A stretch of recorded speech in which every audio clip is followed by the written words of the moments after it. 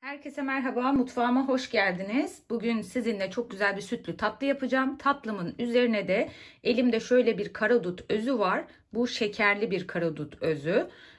Bununla güzel bir nişastalı pelte yapıp çok hoş, çok lezzetli bir tatlı yapacağım. Yaparken sizinle de paylaşayım dedim. Muhallebiyi pişireceğim tencereye bir bardak şeker alıyorum. Üzerine şöyle dolu dolu 2 yemek kaşığı, yani bayağı dolu, bakın, kaşık. 2 yemek kaşığı un ekliyorum. 2 yemek kaşığı da nişasta ekleyeceğim. Şöyle yine çok da az değil, yani kaşıklarım biraz bonkör görünüyor. Ama tepeleme de değil. Yani anladınız siz onu. 2 yemek kaşığı mısır nişastası ekledim. Tüm muhallebilerde yaptığım gibi kuruları ekliyorum. Topaklanmaması için biraz süt alıyorum üstüne.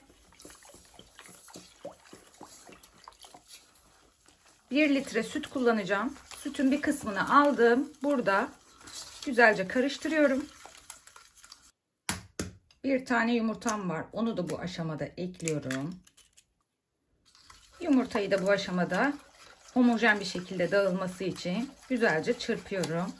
Ve üzerine kalan sütü ekliyorum. 1 litre süt kullanıyorum toplamda. Burası güzelce karıştı. Şimdi tencereyi ocağa alıp sürekli karıştırarak orta ateşte katılaşana kadar pişireceğim. Göz göz olup kabarana kadar, bakın hala atıyor zaten, muhallebisini pişirdim.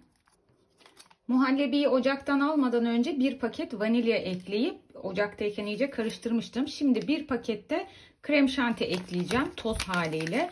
Ben kaymak tadında olanı kullanıyorum ama normal krem şanti de olur. Şöyle bir paketi sıcak muhallebinin üzerine aktarıyorum ve mikserle 2 dakika çırpıyorum. Evet, çırpma işlemi bitti. Şimdi tatlımı cam bir servis kabına aktarabilirim. Şöyle eşit kalınlıkta olması için yayıyorum güzelce. Üstünün çok çok düzgün olmasına gerek yok. Zaten karadut jölesi üzerini kapatacak komple. Şimdi muhallebimiz biraz oda sıcaklığına gelecek. Yani hafif ılıması gerekiyor. Tam da oda sıcaklığına gelmesini beklemeyeceğim. Ondan sonra karadut jölesini hazırlayıp üzerine dökeceğim. Çok sıcakken ikisini buluşturursak istediğimiz katman oluşmayabilir. Hazırladığım muhallebi artık iyice ılıdı. Ben de şimdi üzerinin sosunu hazırlıyorum. Bir tepeleme yemek kaşığı nişasta ekledim. 250 mililitrelik bir bardak da karadut suyunu aldım. Bu karadut suyu şekerli. O yüzden şeker eklemeyeceğim bu karışıma, ama normal meyve suyuyla yaparsanız 1-2 kaşık kadar şeker takviyesi yapabilirsiniz. Bu elimdeki bardak 250 mililitre. Şöyle 2 parmak eksik doldurdum karadut suyunu. Şimdi bunun üstünü normal içme suyu dolduracağım ve biraz incelteceğim karışımı. Bardağın üzerine normal suyla tamamladım. Nişastanın üzerine aktarıyorum. İyice karıştırıyorum. Nişasta tamamen çözülsün. Ocağa alacağım. Kıvam alana kadar pişireceğim. Karadut sosunu kıvam alana kadar ocakta pişirdim. Şimdi ocaktan aldım. Parlaklık vermesi için şöyle 1 tatlı kaşığı tereyağını içine bırakıyorum. Ve sıcağında erimesini sağlıyorum bu şekilde. Çok fazla bekletmeyeceğim. Bir 5 dakika kadar böyle ara ara karıştırıp sosumla tatlıyı buluşturacağım. Evet, şimdi bu iki güzelliği birbirine kavuşturalım.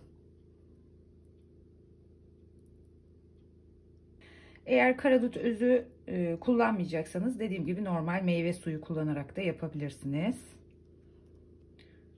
Ve bu üstündeki jöle iyice oda sıcaklığına gelince buzdolabına kaldıracağım. Ortalama 2-3 saat kadar buzdolabında dinlenecek. Ondan sonra servis yapacağım. Buzdolabında dinlenen tatlım şimdi servis yapmak için hazır. Hemen sizinle beraber dilimleyip servis yapacağım. Kıvamını, dokusunu göstereceğim. Böyle tepside yapılan tatlılarda ilk dilim almak biraz sancılıdır. Genelde düzgün çıkmaz ama dur bakalım. Evet. Bakar mısınız dokuya? Şöyle netleyelim. Gayet güzel görünüyor. Tam da istediğim gibi çıktı. Böyle dilimleyip aldığımda dağılmasını istemiyordum. Tam da istediğim kıvamda çıktı. Tabii bakın, hani ilk dilimi almak biraz sancıldırdı ve arkadakini birazcık böyle zedeledim. Neyse, sıkıntı değil. Yabancı yemeyecek, biz yiyeceğiz. Baksanıza şunu dokuya sallıyorum. Ay çok komik. Şimdi birlikte tabii ki tadına da bakalım. Tadımdan önce gözüme çok boş geldi üstü. Biraz süslü olsun diye Hindistan cevizi serpiştirdim. Şimdi iyice yaklaştırıyorum sizinle birlikte. Şöyle kıvamı gösteriyorum. Müsaadenizle tadına da bakıyorum. Vallahi çok güzel olmuş. Tam istediğim kıvamda. Karadut özü de bence bu sütlü tatlıya gerçekten çok yakışmış. Tarifimi mutlaka deneyin. Denedikten sonra düşüncelerinizi benimle paylaşmayı unutmayın. Yeni videoda görüşene kadar kendinize iyi bakın. Hoşça kalın.